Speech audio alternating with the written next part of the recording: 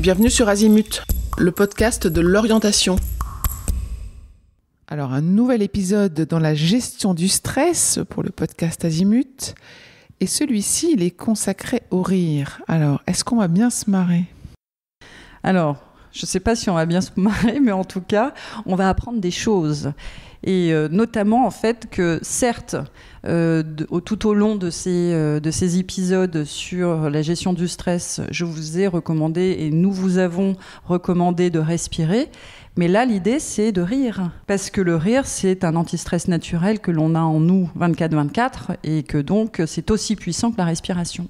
Alors, il y a des rires gênés, j'imagine qu'il y a aussi ça. Non, c'est pas ça dont on va parler ?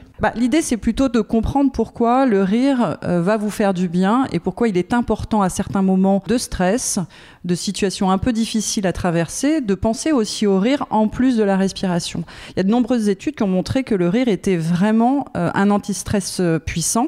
Le rire a un impact sur le corps et sur le mental, prouvé. Donc par exemple, quand vous riez, vous allez sécréter un certain nombre d'hormones qui vont vous faire du bien et qui surtout vont contrecarrer la cortisol, qui est l'hormone du stress. Donc vous allez sécréter des endomorphines, vous allez sécréter de la dopamine, c'est l'hormone du plaisir et de l'action, et vous allez aussi sécréter de la sérotonine. Donc c'est un neurotransmetteur qui régule l'humeur et qui a un effet antidépresseur et qui limite donc également les effets du cortisol. Un autre point important sur le rire, c'est que ça favorise le sommeil. Parce que vous allez relâcher les tensions, vous allez détendre le visage, les fameux zygomatiques, et tout le haut du corps. Et le phénomène est renforcé d'ailleurs par la sécrétion de sérotonine qui permet la sécrétion de mélatonine, l'hormone du sommeil. Donc il y a tout un système qui s'enclenche et qui favorise le sommeil. Le fou rire permet une détente respiratoire. Donc avoir un fou rire permet aussi vraiment de détendre toute la cage thoracique. Et c'est intéressant quand on ressent une sorte de compression qui est liée au stress. C'est vrai qu'on dit toujours qu'on a eu un fou rire, ça fait du bien. Exactement, oui, exactement. Là, ce sont quelques exemples de bienfaits du rire, mais ils sont très nombreux. Il y a d'ailleurs des effets sur le mental importants. Et en psychologie positive, il a été démontré que cultiver la gaieté, la joie renforce notre capacité de résilience et la pensée créative et contribue également à l'épanouissement en général. Et d'ailleurs, c'est intéressant comme chiffre, les médecins recommandent de rire au minimum 10 à 15 minutes par jour.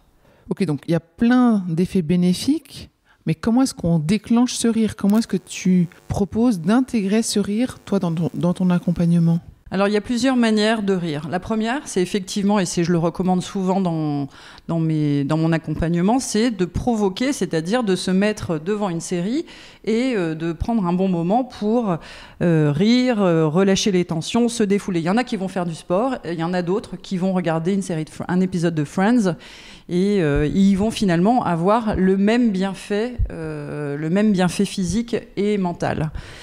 Cela dit, on n'a pas toujours envie de rire. La bonne nouvelle, c'est qu'en fait, si vous riez ou souriez de façon forcée, ou que vous souriez ou vous riez de façon naturelle, l'impact est le même.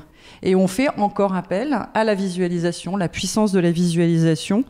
Une étude menée par des chercheurs américains en 2005 a démontré que le déclenchement volontaire de comportements habituellement provoqués par certaines émotions pouvait éveiller ces émotions. Et donc, ils ont mesuré qu'après avoir ri mentalement, la joie des participants avait significativement augmenté.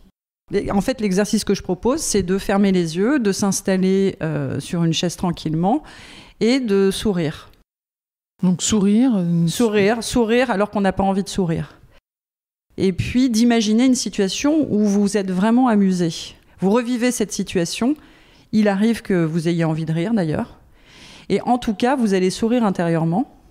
Peut-être même que vous allez avoir un sourire qui va se dessiner sur les lèvres, parce qu'en plus, vous vous forcez à sourire, mais ce sera du coup plus du tout forcé. Vous allez vivre cette situation amusante, à nouveau, les yeux fermés, et en ressentir tous les bienfaits, déjà par les sensations, où vous sentirez probablement le corps qui se détend, une émotion agréable qui remplit de plus en plus votre corps. Donc en fait, en période de stress, si on s'est bien entraîné aussi, si on sait le faire, aller s'enfermer avant l'examen et juste afficher un sourire sur son visage, potentiellement ça permet de se redoper un petit peu Alors, vous installez, effectivement, vous allez, comme tu dis, vous cacher quelque part, fermer les yeux, sourire et respirer. Imaginez la combinaison des deux, vous allez clairement vous détendre.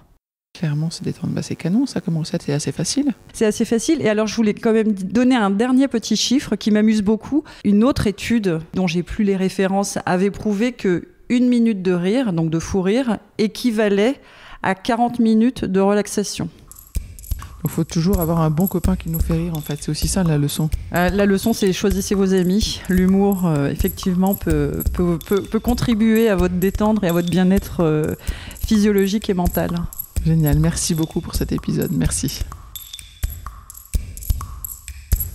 Cet épisode est terminé. À bientôt sur Azimut.